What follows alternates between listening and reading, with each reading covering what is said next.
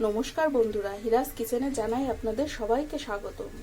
নিয়ে আসলাম আজকে পুষ্টিগুণে ভরা কবুতরের মাংস। আশা করি আপনাদের সবার খুবই ভালো লাগবে।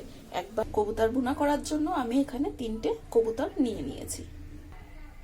এবার চলে যাব মূল রেসিপিতে। আমি এখানে 2টো আলু কেটে নিয়েছি। লবণ হলুদ দিয়ে আলুগুলো হালকা করে ভেজে নেব।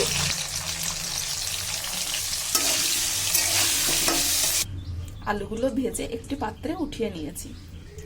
এবার কড়াইতে দিয়ে দেব গরম মশলা, শুকনো ঝাল ও তেজপাতা। দিয়ে দেব 1 বাটি পেঁয়াজ কুচি।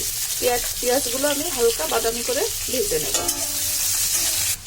দিয়ে দেব কিউব করে কেটে রাখা একটা টমেটো। দিয়ে দেব 2 চামচ রসুন বাটা, 2 চামচ আদা বাটা ও 2 চামচ জিরে ধনে বাটা।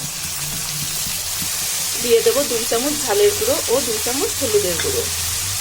এবার আমি মশলাটা তেল ওঠা না পর্যন্ত ভালো করে কষিয়ে নেব। মশলাটা ভালো করে কষানোর জন্য আমি অল্প একটু জল দিয়ে দেব।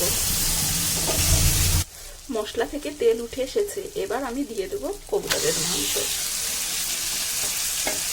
আমি এখানে জল না দিয়েই মাংসটা ভালো করে কষিয়ে নেব।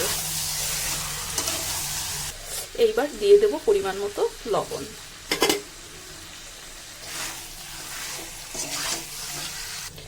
মিডিয়াম আঁচে ঢেকে দেব 10 মিনিটের জন্য।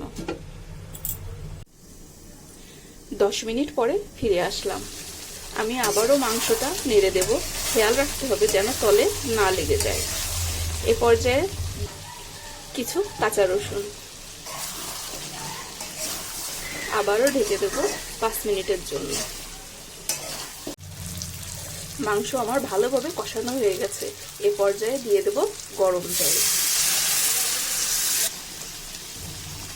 দিয়ে দেব আগে থেকে ভেজে রাখা আলু। আবারও আমি ফুটিয়ে নেব 10 মিনিটের জন্য। আমার কবুতর ভুনা করা হয়ে গেছে। এবার দিয়ে দেব সামান্য একটু গরম মশলা। আশা করি বরাবরের মতোই আজকের রেসিপিটাও সবার কাছে অনেক ভালো লাগবে। যদি আমার এই রেসিপিটা ভালো লাগে তাহলে অবশ্যই কমেন্ট করে জানাবেন।